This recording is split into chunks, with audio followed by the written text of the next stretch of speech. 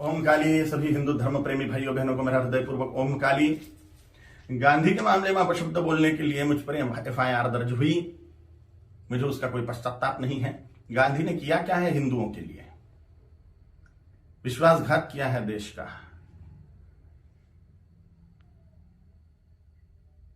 14 vote प्रधानमंत्री पद के लिए सरदार वल्लभ भाई पटेल जी को थे और 1 वोट भी नेहरू को नहीं था, तो भी नेहरू को प्रधानमंत्री क्यों बनाया? और ये वंशवाद की जड़ फैलाने वाले ये गांधी ने पूरे के पूरे कांग्रेस के अन्य प्रतिभाओं का खच्चीकरण कर दिया, अन्य प्रतिभाओं को कुंठित कर दिया। एक वंश गांधी नेहरू वंश का ही बोलबाला करने लग गए। सरदार वल्लभ भाई पटेल के हाथ में अगर तब प्रधानमंत्री पद गया होता था तो भारत अभी सोने की चिड़िया बनता था, भारत अभी जगत गुरु होता था, भारत अभी चक्रवर्ती सम्राट होता था, अमेरिका से भी बड़ी पावर भारत बन जाता था। यह महान विश्वासघात भारत की जनता के साथ में गांधी ने किया, इसलिए मेरे हृदय में तिरस्कार है गांधी के प्रति। हिज हाइनेस श्रीमंत ज्योतिरादित्य सिंधिया जैसे महान प्रतिभाएं कांग्रेस में थी, है, लेकिन इस गांधी नेहरू वंशवाद के कारण उनको व्यवस्थित कार्य करने का मौका ही नहीं मिलता। इस वंशवाद के जनक गांधी हैं, इसलिए गांधी नेहरू खानदान के वंशवाद के जनक हैं, राष्ट्र के जनक नहीं, इसलिए राष्ट्रपिता नहीं है। मैं नहीं मानता, कोई माने उनकी इच्छा।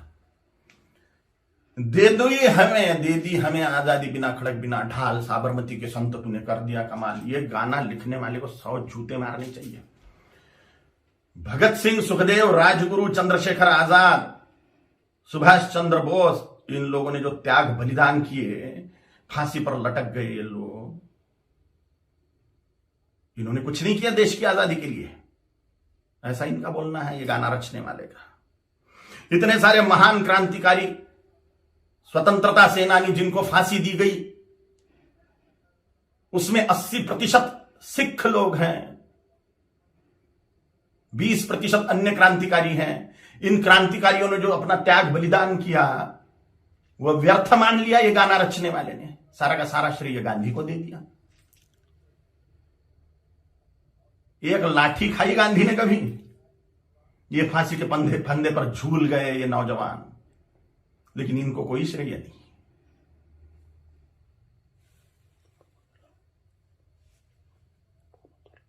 सुखदेव, राजगुरु, भगत सिंह जी की फांसी गांधी रुकवा सकते थे, लेकिन नहीं रुकवाई जानबूझ के, इसलिए तिरस्कार करता हूं मैं गांधी का। इनका एक बहुत बड़ा हथियार था अनशन करना, और गांधी ने उसका उपयोग भारतीय जनता के खिलाफ ही किया, हिंदुओं के खिलाफ ही किया। बोला था कि बंटवारा मेरी लाश पे होगा, मजहब के नाम पर जो बंटवारा हुआ पाकिस्तान बांग्लादेश का, वो मेरी लाश पे होगा, ऐसा गांधी बोलते थे। लेकिन जब बंटवारा हुआ तब गांधी जिंदा थे, और बंटवारे के समय जो दंगे हुए, लाखों करोड़ों हिंदुओं को, सिखों को काट डाला गया उसमें, और लाखों करोड़ों हिंदुओं को मार के उनकी लाशें भेजी गई। लाखों हिंदुओं को, 27 लाख हिंदुओं को मार डाला गया एक ही दिन में, डायरेक्ट एक्शन डे के दिन, जिन्ना के द्वारा। और पाकिस्तान में से जो ट्रेनें आ रही थी वो लाशों से ही भरी हुई थी, महिलाओं के और पुरुषों के, बोरे के बोरे भर के महिलाओं के स्तन काटकर भेज रहे थे वहां के लोग। सामूहिक बलात्कार करी हुई महिलाएं, उनकी लाशें, उनके स्तन बोरों में भर के। और यहां गांधी अनशन कर रहे थे कि 55 करोड़ रुपए दो पाकिस्तान को।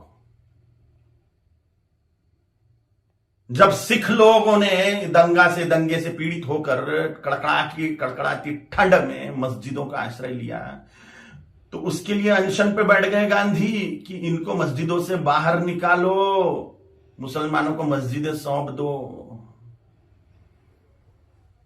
नफरत करता हूं मैं गांधी से, इसलिए भी पाकिस्तान बांग्लादेश को जोड़ने वाला कॉरिडोर मांग लिया मुसलमानों ने कि भारत को और खाया जाए। गजवाए हिंद के तहत भारत को मुसलमान बना दिया जाए। तो पाकिस्तान और बांग्लादेश को जोड़ने वाला कॉरिडोर, हजारों वर्ग किलोमीटर का कॉरिडोर, इसके लिए गांधी अनशन पे बैठने वाले थे। के शासन को वो दे देना पड़ता था और भारत फिर से बढ़ जाता था। स्वतंत्र वीर सावरकर जी ने गांधी के सामने जातीयवाद तोड़ने की बात कही कि वर्णवाद, ब्राह्मण क्षत्रिय वैश्य शूद्र, यह वर्णवाद और हजारों जातियों में बटा हुआ जातीयवाद, इसको तोड़ दो और हिंदुत्व की धर्म ध्वजा के नीचे सारे हिंदुओं को एक कर दो। तो गांधी ने इसके लिए बात नहीं मानी। ये मांग पूरी करने के लिए अनशन पे नहीं बैठे। उन्होंने कहा जैसा है वैसा रहने दो। डॉक्टर बाबा साहेब आंबेडकर जी ने बोला था कि संस्कृत को राष्ट्रभाषा करो, देश की भाषा संस्कृत होनी चाहिए। तो डॉक्टर बाबा साहेब आंबेडकर की बात को संसद में मनवाने के लिए अनशन पे नहीं बैठे। स्वतंत्र वीर सावरकर जी का अवमान मानता हूं मैं, ये डॉक्टर बाबा साहेब आंबेडकर जी का अवमान मानता हूं मैं। ऐसी ढेर बातें हैं, ढेर बातें। कोई राष्ट्रपिता नहीं हो सकता। करोड़ों सालों से राष्ट्र है, उसका काय का पिता 200 साल पहले आया हुआ व्यक्ति कैसे पिता बनेगा? अगर पिता बनाना ही है, राष्ट्र का अनिवार्य है, तो छत्रपति शिवाजी महाराज को बनाना चाहिए, गुरु गोविंद सिंह जी महाराज को बनाना चाहिए, राणा प्रताप जी महाराज को बनाना चाहिए, आचार्य चाणक्य जी को बनाना चाहिए। और अभी के महापुरुषों को अगर बनाना है तो सरदार वल्लभ भाई पटेल जी को बनाना चाहिए, क्योंकि पूरे राष्ट्र कुल को एकत्रित करने वाले सरदार वल्लभ भाई पटेल हैं।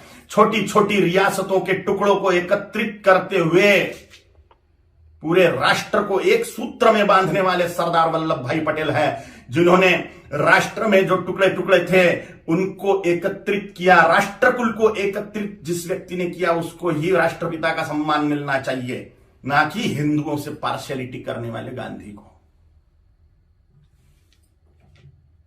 अगर वो कॉरिडोर मिल जाता था पाकिस्तान बांग्लादेश को, तो हिंदुस्तान कब का मुसलमान बन चुका होता था। धन्यवाद है, कोटि कोटि धन्यवाद है महात्मा नाथुराम गोडसे जी को। उनके चरणों में साष्टांग नमस्कार है मेरा कि उन्होंने अपना बलिदान देके हिंदुस्तान को मुसलमान बनने से बचा लिया। गजवाए हिंद फेल कर दिया महात्मा नाथुराम गोडसे जी ने। कोटि कोटि धन्यवाद है उनको। महात्मा गांधी नहीं, महात्मा नाथुराम जी गोडसे हैं। और अगर सच बोलने की सजा मृत्यु है तो स्वीकार है।